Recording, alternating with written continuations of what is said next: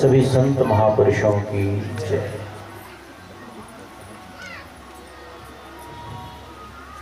ध्यान मूलम गुरोर्मूर्तिः, पूजा मूलम गुरोपदम, मंत्र मूलम गुरोर्वाक्यम, मोक्ष मूलम गुरु कृपा। गुरुर्देवो गुरुर्धर्मो, गुरुर्निष्ठा परं तपः, गुरुज्ञानात् परं नास्ति, तस्मै श्री गुरवे नमः। अखण्डमण्डलाकारं व्याप्तं येन चराचरं, तत्पदं दर्शितं येन तस्मै श्री गुरवे नमः। नमः सद्गुरुदेवाय, नमो मंगलरूपिणे, नमः सत्यस्वरूपाय कबीराय नमो नमः। अर्चनीय वंदनीय मधुमंगल में संत समाज, आप सभी धर्म प्रेमी, सदगुरु प्रेमी, भगवत प्रेमी, सत्संग प्रेमी, आत्मी जिज्ञासुजनों, मुमुक्षुजनों,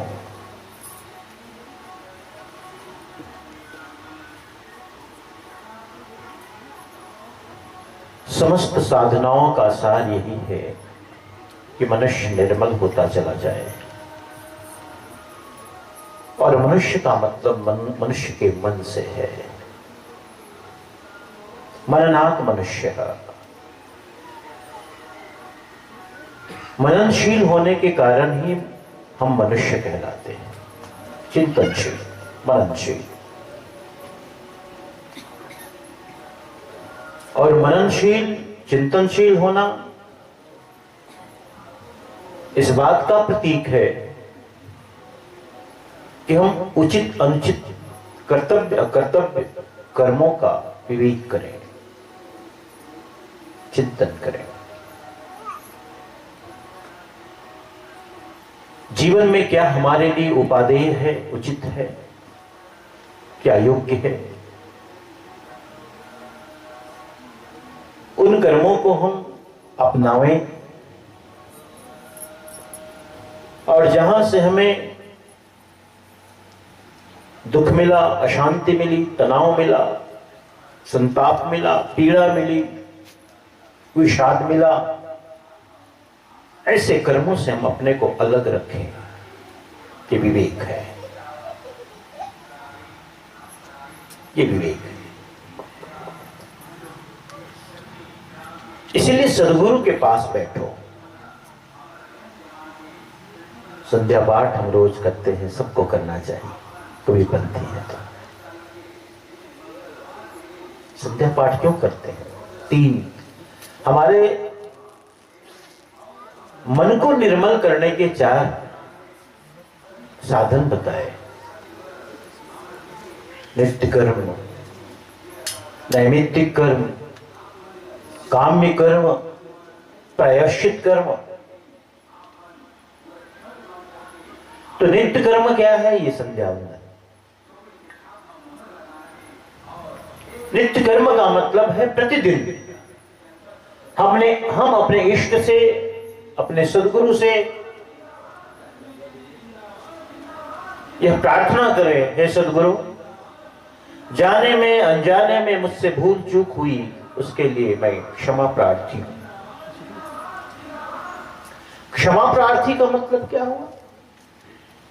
क्षमा प्रार्थी का मतलब मैं उसके लिए, उन भूलों के लिए अपने को दोषी मानता हूं, जिम्मेदारी लेता हूं, उसका मुझे अफसोस है।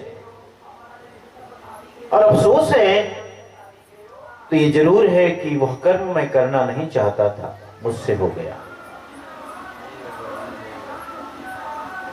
वह कर्म मैं चाहता नहीं था, लेकिन मुझसे हो गया। जाने में हो गया, अनजाने में तो हो ही गया हो।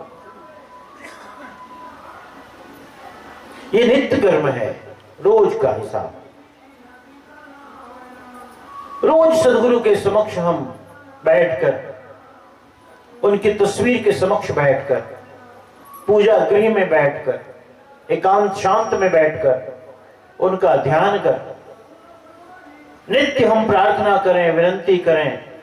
सुबह उठें तो सुबह की शुरुआत हमारी सदगुरु के वंदन से होना चाहिए। हे साहेब, हे सदगुरु, आज दिन अच्छा बीते, मेरे कर्म से, मेरे वचन से, मेरे मन से किसी को पीड़ा ना पहुंचे। ये होना चाहिए रोज। ये शुभ संकल्प है, ये शुभ संकल्प है। इसे सकारात्मक सोच कहते हैं, पॉजिटिव थिंकिंग। हम रोज ऐसा करें। नींद में जाने से पहले, नींद से उठने के बाद धीरे धीरे हमारे जीवन से नकारात्मकता, निषेध मिटते चला जाता है। फिर हम स्वच्छ और पवित्र चिंतन वाले होते चले जाते हैं। प्रार्थना जरूरी है जीवन के लिए, उपासना जरूरी है जीवन के लिए। संध्या पाठ में दया सागर प्रकरण के अंतर्गत क्या आता है? सदगुरु की अधिक महिमा ज्ञान कुंड नहाइए, और भ्रमित मन जब होय सुस्थिर बहुरी न भोजल आइए। गुरु साधु संत समाज मध्य, साधु संत की अधिक महिमा रहनी कुंड नहाइए। काम क्रोध विकार परिहरि बहुरी न भोजल आइए। दास तन की अधिक महिमा सेवा कुंड नहाइए, और प्रेम भक्ति प्रतिव्रत दृढ़ करी बहुरी न भोजल आइए। योगी जन की अधिक महिमा युक्ति कुंड नहाइए। चंद्र सूरज मन गगन थिर करी बहुरी न भोजल आइए। श्रोता वक्ता की अधिक महिमा विचार कुंड नहाइए, और सार शब्द निबेर लीजे बहुरी न भोजल आइए। अंतिम में ये तो और भी है। गुरु साधु संत समाज मध्य, और भक्ति मुक्ति दृढ़ाइए। सुरति करी सतलोक पहुंचे बहुरी न भोजल आइए। साहब कहते हैं, कहां जाते हो कुंडों में स्नान करने? कहीं राम कुंड है, कहीं जानकी कुंड है, कहीं ब्रह्म कुंड है, कहीं और कुछ है। कहां जाते हो भाई? ये कुंड में नहाओ। सदगुरु तुम्हारे घर आए तो सदगुरु ज्ञान के कुंड में नहाओ। ज्ञान के कुंड में नहाने से तुम्हारा मन धुलेगा। गंगा में स्नान करो तो तन धुलेगा। मन को धोना जरूरी है।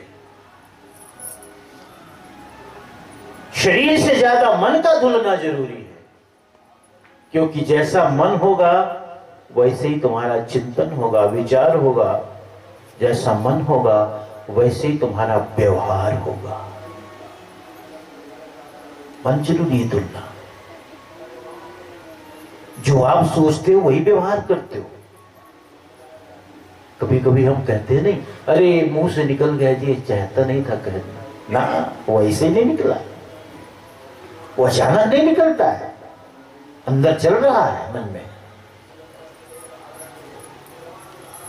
अंदर मन में चल रहा है तभी निकला वो कभी कदाचित की बात के अपवाद रूप अलग हो, लेकिन अगर निरंतर मन में वही चल रहा हो तो उसके अलावा और क्या निकले। लोग कहते हैं ना कि जीवन भर जो भी करो अंतिम समय में राम का नाम ले लो, सब ठीक हो जाएगा। लेकिन मुख से राम का नाम यूं ही निकल जाएगा? नहीं निकलता। बहुत कठिन है ये कि जीवन भर तुम काम काम काम काम काम और अंतिम में राम कैसे निकले। आदत पड़ी है काम की तो काम ही मुख से निकलेगा, राम नहीं निकल सकता। और जिनके मुख से राम निकलता है तो समझ लेना उनके जीवन की साधना है, उन्होंने राम को साधा है तब निकला, ऐसे थोड़ी निकलता है। इतना सहज नहीं है, इतना सरल नहीं है। एक कहानी सुनाता हूं मैं। एक सेठ मरने को था, बहुत पैसा था उसके पास, 2-3 बेटे बहुएं बच्चे नाती पोते सब। मरने लगा, बिस्तर में पड़ा था, सब आ गए, बहू आ गई, बेटे आ गए, पत्नी आ गई। अब बोल भी नहीं पा रहा था, लेकिन 2 ही बात बोल रहा था, 2 ही शब्द बोल पा रहा था किसी तरह, बाबा झा झा। बेटों ने तो समझा कि पिताजी लगता है कहीं माल वाल छुपाए। बाबा माने बक्सा समझा उन लोगों ने, झा झा माने झाड़ समझा।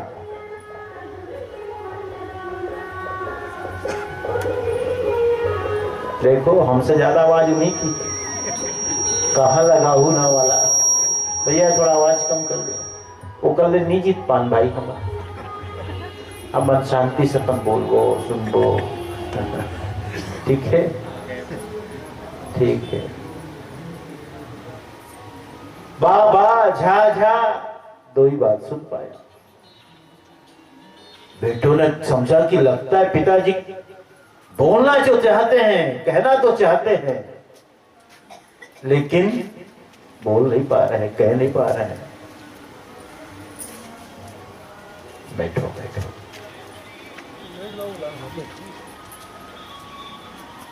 बेटों ने डॉक्टर को बुलाया कि अरे कम से कम 2 लाइन बोल तो ले, कहना क्या चाहता है समझ में तो आ जाए। बैठो। अब बाघ का क्या मतलब है? ठीक है, बाघ का मतलब बक्सा, झा का मतलब झाड़, लेकिन यहां तो बहुत सारे झाड़ है। हाँ बैठो।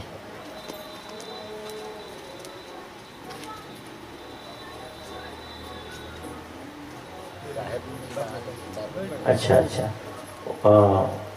चुनाव वही, अच्छा कोई नहीं, बैठो बैठो। समय हो थोड़ा दो भी, यहाँ तो समय लगेगा, बाकी आशीर्वाद है हमारा। वाह झा झा। अब घर है, घर बड़ा है, घर में बाड़ी है, पेड़ पौधे बहुत, झाड़ भी बहुत, तो कौन सा झाड़, कहां खोदें? कहे डॉक्टर को बुलाओ जल्दी। डॉक्टर ने कहा, डॉक्टर से पूछा भाई कोई उपाय है कि पूरी बात बोल सके? हाँ हाँ उपाय है ना, 1 लाख रुपए का इंजेक्शन लगेगा। कहे दो 1 लाख की बात कोई बात नहीं है। अरे लाखों की बात चल रही तो 1 लाख रुपए क्या, दे दो 1 लाख रुपए का इंजेक्शन लगवाया, थोड़ी जान आई, ताकत आई, शक्ति आई। उसने कहा पिताजी क्या कहना चाहते हो, बोलो उसको पूरा। उसने कहा अरे मूर्खों, मैं क्या बोलना चाहूंगा, मैं ये कह रहा था वो बछड़ा झाड़ू चबा रहा है, वो बछड़ा है तब से झाड़ू चबा रहा है, उसको हटाओ, खींचो, पूरा झाड़ू खा जाएगा, पूरी झाड़ू। तो पिताजी आप बाबा झा झा का मतलब बछड़ा और झाड़ू था? हाँ हाँ वही तो था। सबने सिर पे हाथ रख लिया। 1 लाख रुपए का इंजेक्शन, खोदा पहाड़ निकला चुहिया, इतना खर्चा किए 1 लाख का इंजेक्शन। और बाबा और झाझा का मतलब था कि बछड़ा झाड़ू चबा रहा है। तो भैया जो जिंदगी भर जो गुनते रहोगे, जपते रहोगे, वही ना मुंह में अंतिम में आएगा, और क्या दूसरा आएगा? वही तो आएगा, और क्या आएगा? ठीक है। तो लोग कहते हैं कि अंतिम समय में राम का नाम ले लो, गंगा स्नान कर लो, तीर्थ व्रत कर लो, तो ऐसा हो जाएगा, वैसा हो जाएगा। देखो ठीक है, गंगा में स्नान करना कोई बुराई नहीं है। हाँ, गंगा में जाओ, अरे जाते हो काशी जाते हो तो गंगा स्नान करने चले गए तो कौन सी बुराई, आश्रम में रह के जाते हैं, हम तो कहते हैं जाओ गंगा जी दर्शन कराओ, विश्वनाथ जी का दर्शन कराओ। लेकिन कई बार ये भूल भी लोग कर जाते हैं हमारे कबीरपंथी, सब घूम लिए माता लोग, हाँ, और पिता लोग सब घूम लिए साहब, कुछ नहीं बाचिस नहीं साहब, सब घुमा। अब लहरतारा देखे कई कहते करके साहब, अब लहरतारा छूट जाए तुमसे कबीरपंथी होगा, बड़ा सोचनीय लगता है। साहिब के धाम में आए, काशी आए और लहरतारा ही छूट गया, सब घूम लियो लहरतारा छूट गया। तो कैसे करें साहब, अब तो गाड़ी का टाइम हो गया, नहीं जाओ पहले घुमाओ, ज्यादा दूर थोड़े। कबीर बाग आश्रम में रहते हैं, लहरतारा स्मारक 200 मीटर है वहां से, फल्लांग भर भी नहीं, नहीं जाओ घूमो, ऐसे भूल मत कर। अपना स्थान तो पहले होना चाहिए ना। यदि हम कबीरपंथी हैं तो हमारा प्रथम तीर्थ सदगुरु का प्राकट धाम लहरतारा है, वहां पहले जाना चाहिए हमको, फिर बाकी धाम में जाओ। स्नान करने जाओ गंगा में तो ये सोच के मत जाओ कि सब बांध बूंद के लाए हैं वहीं से जीवन भर का, अब यही सब डाल देते हैं। गंगा में नहाओ मन धुल जाए ऐसा नहीं, मन को धोने के लिए तो संतों का समागम, ज्ञान कुंड, ज्ञान के कुंड में नहाओ, यहां हो, और मन धोना जरूरी है। मन ना रंगाए रंगाए जोगी कपड़ा, साहब कहते अरे जोगी कपड़ा रंगाने से क्या होगा भैया, मन को रंगो। सदगुरु के नाम में, भगवान के नाम में मन को रंग डालो। तुमने रंगा भी तो रंग कुरंगे रंगिया तय किया और लगवा। तुमने संसार के भोग साधनों में, मोह में, ममता में, आसक्ति में, वासना में, चाहना में, कामना में, पद में, प्रतिष्ठा में मन को रंग दिया है। भेष बदलने से क्या होता है, मन को बदलो, भेष को नहीं बदलो, मन को बदलो। समस्त साधनाओं का सार यही मन पर, सारी साधना योग से लेकर ध्यान सब मन को साधने की प्रक्रिया है। सकत सदगुरु की अधिक महिमा, अरे ज्ञान कुंड नहाइए, और भ्रमित मन जब हो ये सुस्थिर, बहुरी न भव जल आइए। भ्रमित मन भटकता हुआ, घूमता हुआ, भ्रमण करता हुआ, जिसके अंदर संकल्प विकल्प उठ रहा है, मन सायर मन सा लहरी। मन यदि समंदर है तो उठने वाली तरंगे ही इच्छाएं हैं। इच्छाएं क्या है, मन में उठने वाली तरंगे, वही लहर है। और उस लहर में जानते हो कभी क्या होता है, वो लहर उठती है, वो कभी ऊपर भी उठती है, कभी नीचे भी जाती है। तो ये मन हमें कभी ऊपर भी उठा देता है, कभी नीचे भी डुबा देता है। कभी हर्ष में ऊपर उठते हैं, कभी शोक में नीचे जाते हैं। कभी लाभ हुआ तो ऊपर और हानि हुई तो नीचे, मान हुआ तो ऊपर, अपमान हुआ तो नीचे। यही मन का स्वभाव है। मन सायर मन सालय, बूढ़े बहुवचे कहे कबीर ते बाजी है, जाके हृदय विवेक। जिसके अंदर विवेक होगा वही बचेगा। वो जान जाता है यार ये तो मन का स्वभाव है, मन के चक्कर में नहीं पड़ना है।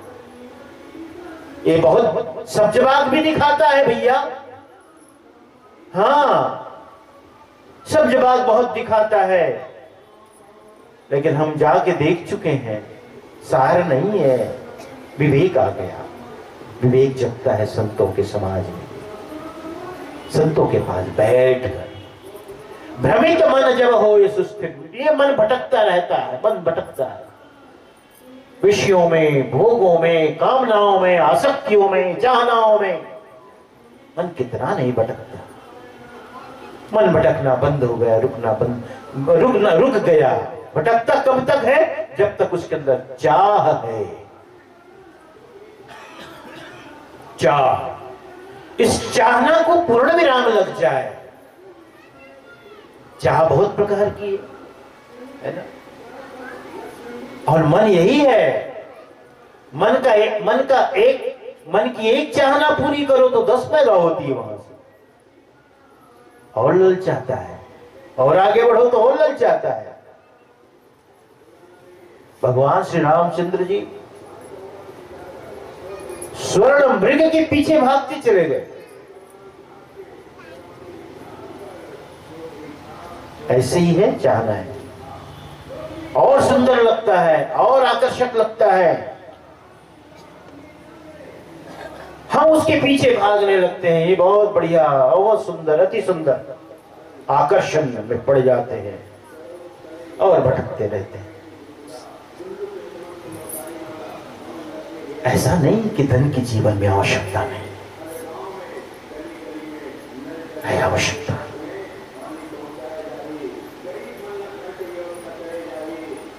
और ऐसा भी नहीं कि थोड़ा बहुत व्यक्ति को स्वाभिमान भी न रखे, वो भी जरूरी है।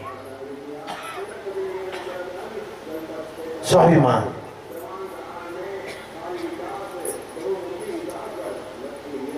स्वाभिमान थोड़ा होना भी चाहिए। एकदम बिना रीढ़ की, बिना हड्डी का कोई पशु जैसा नहीं, एकदम जैसे जोंक हो गया। जीवन ऐसा नहीं होना चाहिए, कुछ तो रखना भी पड़ता है। ऐसा नहीं कि जहां देखे और वहीं झुक गए बस। नहीं, स्वभाव हम लोगों का संस्कार है ही। जहां देखा कोई पत्थर है और उसको बस वो रंग वंग दिया है गुलाल गुलाल से, बस वहां झुक गए, बस झुक गए। विवेक करो। ये झुकाव बहुत अच्छा नहीं है कि कोई बहुत बड़े धार्मिक हुआ, ये आदतन है, हैबिचुअल है। ये कोई विवेक से झुकना नहीं हुआ। विवेक से झुकने का मतलब जब झुक गए तो बस झुक गए, फिर बदलाहट ना हो। और जो बिना विवेक के झुकता है उसके जीवन में बदलाहट आ जाती है। विदेश के लोग जल्दी सन्यासी नहीं बनते हैं, लेकिन सन्यासी बन गए तो पूरा बन जाते हैं, लौटते नहीं वापस। पहले तो उसके अंदर हम रहता है ना। इसलिए धर्म के मार्ग में जाने के लिए भी पौरुष चाहिए। एकदम लुंज पुंज आदमी की जरूरत नहीं, नपुंसकता नहीं, पौरुष चाहिए। पौरुष होना चाहिए, संकल्प शक्ति दृढ़ हो, जिसका दृढ़ संकल्प शक्ति वाला हो, संयमी हो, नियमी हो, वो व्यक्ति धर्म के मार्ग में चल सकता है। सबके बस की बात नहीं। अभी यही बात कह रहे थे ना हमारे संत जी टुकेश्वर, कामी क्रोधी लालची इनसे भक्ति न हो। भक्ति कोई सहज बात थोड़ी, ये भी शूरवीरों का काम है।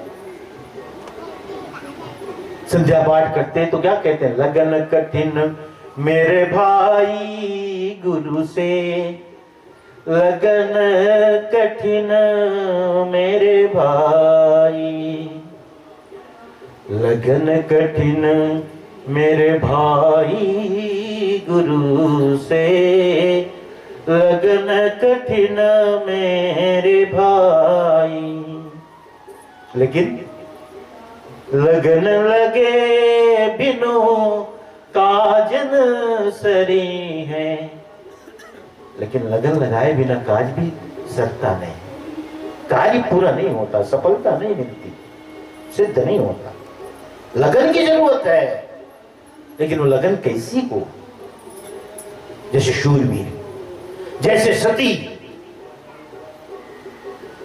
टूक टूक होए गिरधरनी पर, खेत छोड़े नहीं जाई गुरु से, लगन कठिन मेरे भाई। इसलिए मैंने कहा ना, भक्ति भी शूरवीरों का काम है। थोड़े किस कष्ट आए और छोड़ के भाग गए। तितिक्षा की जरूरत, तितिक्षा जिसके जीवन में हो। इसलिए सदगुरु कबीर साहब धर्मदास साहब को कहते, तुम अधिकारी हो धर्मदास, क्योंकि तुम्हारे अंदर तितिक्षा भी है। शम दम तितिक्षा, उपरति, ईश्वर प्रणिधान आदि जो षट संपत्ति है वो तुम्हारे अंदर है। तुम अधिकारी हो। तो तितिक्षा का मतलब है विपरीत परिस्थितियों में भी अपने को संयम बनाए रखना। आश्रम जाओ, सुबह से चाय नहीं मिली तो कैसे जी नहाए नहीं अभी तक? साहेब थोड़ी चाय भाई मिल जाती तो नहाऊंगा। घर में आदत है मैं चाय पीता हूं तो नहाता हूं। चाय नहीं मिली तो मूड पिराने लगा। प्रतीक्षा। अब आश्रम में तो 2 ही टाइम भोजन मिलता है, बीच में तो बिल्कुल खाली खाली, तो कैसे करोगे? वहां मन के तो 3 गांव खाए का आदत है साहब, 4 गांव खाए की आदत है, तो आश्रम में थोड़े मिलेगा। आश्रम तो आश्रम है, नियम संयम है ना। अब कहोगे कि हम आश्रम में रहेंगे और ये सब नहीं सहेंगे तो कैसे रह पाओगे बताओ? आश्रम में रहना है तो नियम संयम का पालन करना पड़ेगा। धर्म का मार्ग, अध्यात्म का मार्ग संयम से भरा है। भ्रमित मन जब हो सुस्थिर, भ्रमित मन भटकता हुआ मन स्थिर हो जाता है ज्ञान के कुंड में स्नान करने। अब हम आनंद को घर पाएगा। बस हमने आनंद का घर प्राप्त कर लिया, आनंद को घर पाया। जब से दया भई सतगुरु की, जब से दया भई सतगुरु की, सुरत नयंत चली है संतों सहज समाधि बली है। संतों सहज समाधि बली। सतगुरु की जब से दया हो, अब सुरति कहीं जाती नहीं, भटका रुक गया। सुरति फंसी संसार में ताते परी गयो दूर, और सुरति बांधे अस्थिर करो आपे हाल तजो। साहब ने सुरति ऐसी बांध दी हमारी, अब कहीं जाती नहीं। देख लिया, जान लिया, चख लिया, हो गया बस। क्या जाना उसको? विषय वासनाओं में क्या पढ़ना, क्या पढ़ना बताओ? एक बार हमने चख लिया, खा लिया, बस हो गया। क्या जाना बार बार उसमें, क्या गिरना? बोधपूर्वक अगर एक बार किसी भी विषय का तुम भोग कर लो, फिर जाने की जरूरत नहीं, फिर तो मात्र पुनरावृत्ति है। हर भोगों के बाद तुम्हारे अंदर एक वैराग्य का उदय होता है, यही इच्छा है जी और कुछ न खाना। लेकिन फिर कुछ दिन बाद हम फिर गिरते हैं, फिर गिरते हैं, फिर गिरते हैं। सबको अनुभव इस बात। एक दिन बहुत चटपटा खाया, इच्छा हुई, और उस खाने का परिणाम क्या हुआ? पेट में भी जलन। वहीं तक रुक जाए तब तो ठीक है, सुबह सुबह भी जलन, गए वहां भी जलन। सब जलन सहने के बाद कहते अब की बार नहीं, ऐसा नहीं खाऊंगा, सीधा सिंपल सादा भोजन। फिर पार्टी में गए, फिर याद आया, देखे लालच आ गया, फिर खा लिए, फिर पड़ गए उसी चक्कर में। कल एक आदमी आया था, पी के आया था मेरे पास, कहता है साहब मैं समझ गया एक गड़बड़ है साहब, आपका आशीर्वाद हो जाए ना साहब मैं ठीक हो जाऊंगा। मैं कहूँ मोर आशीर्वाद कब नहीं है तो मोर आशीर्वाद तो सदा है तो साथ, लेकिन हर आशीर्वाद ने तो ऐसे एकदम ऐसे गिरा दिया है, भाग यहां से, थोड़ी जरूरत नहीं है, अभी मैं एकदम मस्त हूं। मैंने कहा तुमको मैं वो युक्ति बताऊंगा तो तुमको पीने की जरूरत नहीं पड़ेगी, तुम सदा नशे में रहोगे। लेकिन वो नशा ऐसा है कि नशे में रहते हुए भी होश जगा रहेगा। पी ले प्याला प्रेम सदा रस मत वाले सत्संग। ये सत्संगी ये भी पिए हैं, लेकिन इनके पीने में ये है कि सदा मस्त रहते हैं, सदा आनंद में रहते हैं। नशा कभी उतरता नहीं, लेकिन होश कभी जाता भी नहीं, होश बना रहता है, होश निरंतर बना रहता है। मैं कहता हूं वो पियो बस, और कहीं कोई हानि नहीं, न स्वास्थ्य की हानि, न पैसे की हानि, न संस्कारों की हानि, न मान मर्यादा की हानि, कुछ भी नहीं। लेकिन हम वो 2 कौड़ी की चीज पीते रहते हैं, मस्त रहते हैं, फिर उतरा फिर पिए, फिर उतरा फिर पिए। अरे वो कब तक रहेगा? तो स्थायी नशा की बात करते हैं, सदा नशा में रहो। तो राम नाम का रस पियो। ये क्या सोम रस पीते हो? राम नाम का रस पियो, सदा नाम का रस पियो, सदा मस्त रहो। कल आया था, कहता था साहब मैं छोड़ना चाहता हूं। लगता तो था छोड़ना तो चाहता है, लेकिन मनोबल कमजोर है। और हर शराबी की यही बात है, ऐसा नहीं है, उसकी भी मजबूरी है, दीनता उसकी कभी देखना। एक स्थिति ऐसी आती है कि वस्तुतः वो छोड़ना तो चाहता है, लेकिन छूट नहीं सकता। और जो ड्रग्स लेते हैं ना नशों में, उनकी हालत देखो, न मिले तो मर जाए वो छटपटा के, चाहे तो छोड़ना। लेकिन कहते हैं साहब ऐसा लगता है जैसे हम मर ही जाएंगे, बस लेना पड़ता है। लेने के बाद एक शांति थोड़ी देर के लिए आती है, थोड़ी चैन, शांत। न ले तो छटपटाहट बढ़ती, ऐसी छटपटाहट।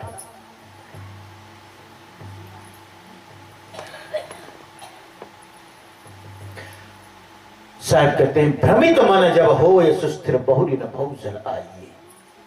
ये भटकता हुआ भ्रमित, भ्रम में पड़ा हुआ, भ्रमित मतलब भ्रम में पड़ा हुआ, दोनों बात।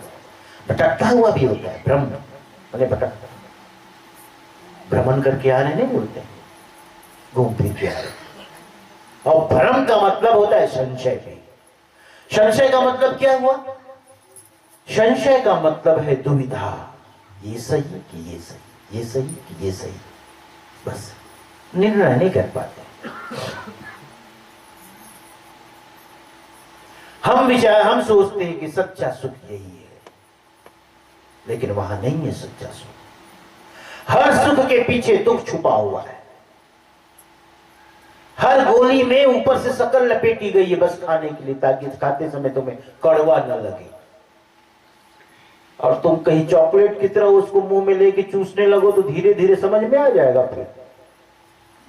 और डॉक्टर से जाके बोलोगे कि तो बहुत कड़वी, अरे तो भाई चूसने के लिए थोड़ी उसको है, वो तो बस खाने भर के लिए है। खाते समय तुम्हारा स्वाद, मुंह का स्वाद ना बिगड़े, इसीलिए उसमें शक्कर लपेटी गई है।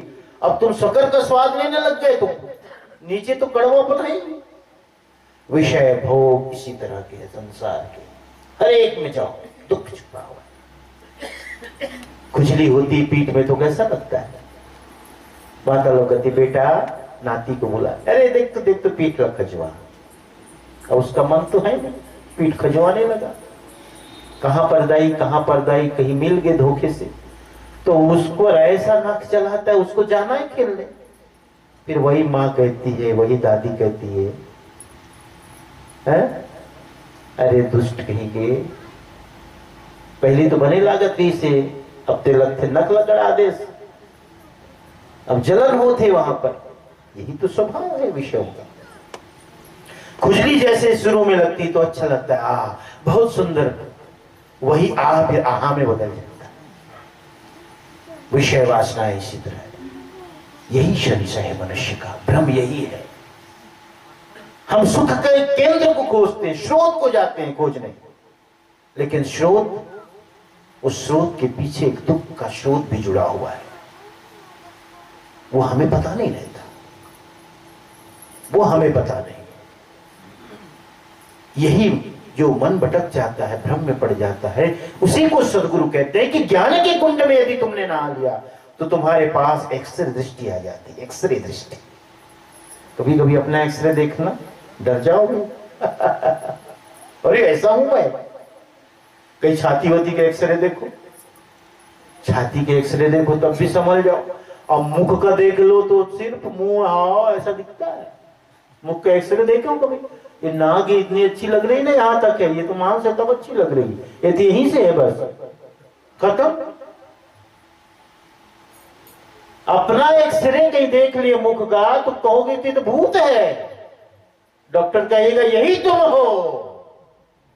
साहब कहते यही एक्सरे दृष्टि गुरु देते, एकदम असलियत, यही है तुम्हारा स्वरूप, यही तुम हो, यही तुम हो। एक फकीर गया राजा के पास, संत गया, कहे कि मेरे पात्र को भर दो, पात्र को मेरा भर दो। राजा ने कहा कि पात्र तुम्हारा छोटा सा पात्र क्यों ना भर सकेगा, कहे भर दो। राजा ने कहा कि मंत्री से बोला कि इनका इंतजाम करो, हमारे द्वार में आया है और अधूरा ना जाए, ऐसा न कहे जाकर के राजा होकर के भी हमारे पात्र को पूरा न कर सका, इनका पात्र भर दिया जाए। सारे राजकोष खोल दिए गए और उनके पात्र को भरने लगे, भरा ही नहीं। राजा ने हाथ जोड़ लिया, ये कैसा पात्र है तुम्हारा, भरता क्यों नहीं, क्या है इसमें? कहीं कुछ नहीं है। तो क्या है? अरे आदमी की खोपड़ी है, शमशान में जाता था, देखा है कि एक आदमी की खोपड़ी अच्छी लग रही थी, मैंने रख लिया इसको। यही आदमी की खोपड़ी कभी भरती नहीं है। मनुष्य की कामना कभी पूर्ण नहीं होती, जीवन पूरा हो जाता है, चाहना पूरी नहीं होती, जीवन पूरा हो जाता है। ये भ्रम है हमारे जीवन का। इस भ्रम का निवारण सिर्फ सदगुरु करते हैं, ज्ञान के कुंड में नहाने के लिए आह्वान करते हैं साहब कि ज्ञान के कुंड में नहाओ। ज्ञान के कुंड में नहाओगे तो तुम्हें सब कुछ उसी रूप में दिखाई पड़ेगा जो यथार्थ रूप है उसका।